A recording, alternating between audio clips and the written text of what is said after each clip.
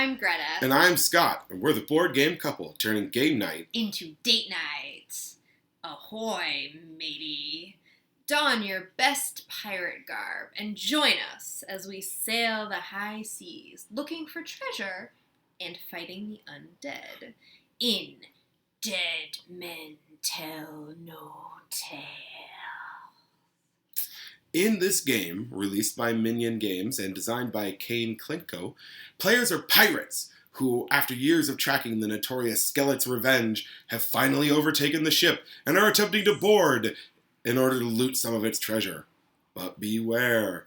Not only are you fighting the flames of the burning ship, thanks to your accurate cannon fire, but you also have to fight the undead crew, who aren't going to give up their booty quite that easily, and they're willing to defend it with their afterlives?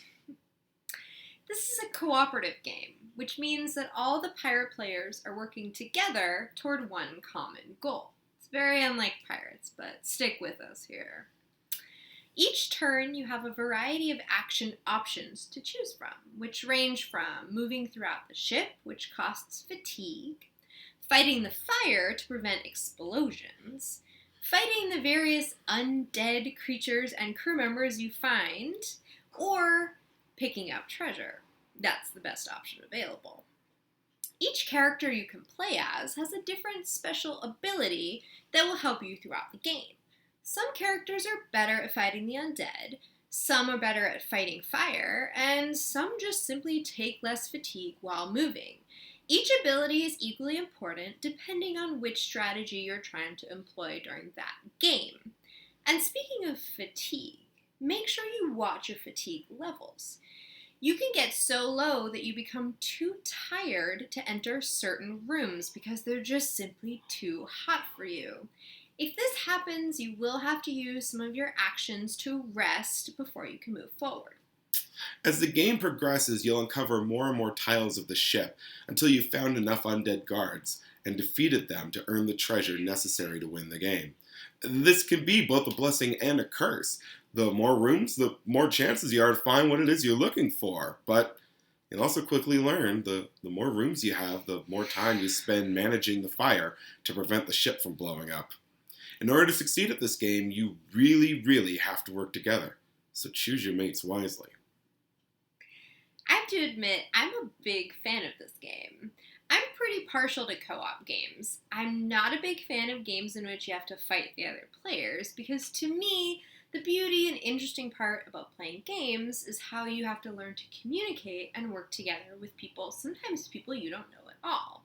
Sometimes that can be really difficult, especially in this game. This game is very stressful. This game is very challenging and at times very frustrating. There are a lot of ways to lose this game. I'll just say it.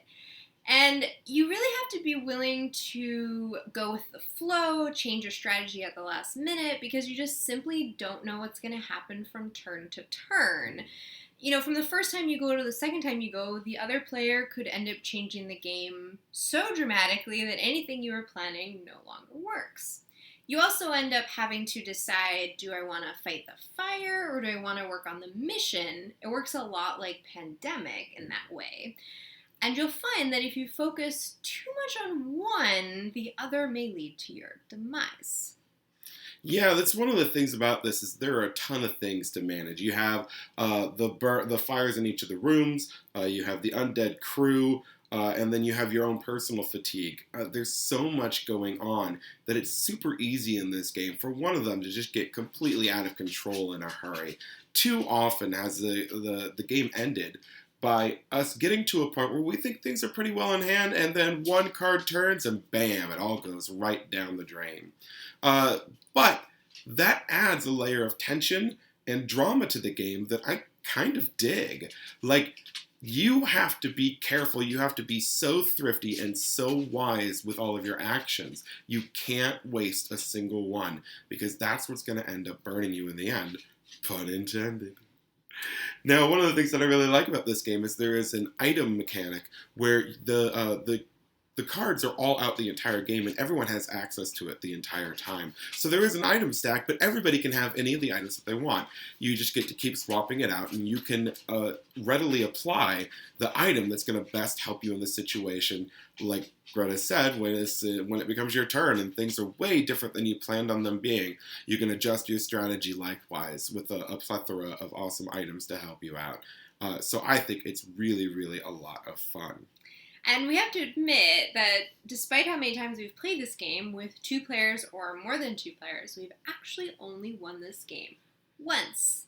It's a challenge, but not in a way that makes you don't want to play. I found that it compelled me to keep playing until I found that magic strategy that allowed us to win.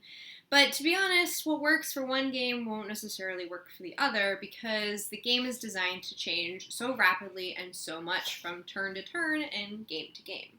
That being said, if you do know of a strategy that you think works really well for this game, let us know because we'd love to try it out. So, Dead Men Tell No Tales, what do you think? Fight night or date night? I'm going to go with date night. However, I'm going to put a little caveat on that. You have to be willing to communicate with your team member and you have to be willing to work together and go with the flow. If you're the type of person who wants it to go your way or no way, then this is definitely going to lead to a fight night. You have to be willing to sometimes listen to what the other player has to say, especially if they just go ahead and do it, and you're going to have to change your mind. So I'll say date night, but definitely choose your partners wisely. I also give this a date night. I think that while this game is really intense, going through something like that with your partner really helps you guys grow together. It's almost like going through a war together. It's, you guys have been in the trenches and now you're together, you're bonded closer together because of that experience. So, and when you finally defeat the game, there's a real sense of accomplishment, something that you guys have worked on together. So I definitely give it a date night as well. Feels really good when you win. Yarr! Do you think it's coincidental that pirates are known for eye patches and hooks, or do you think it's just hooks are really hard to work with that first week? Like, you get an itch in the middle of the night and then you need an eye patch. Life's burning questions. Oh. If you liked this video, please make sure to click like. And if you want to see more, make sure you click subscribe so that next time you can see us talk about Mwah!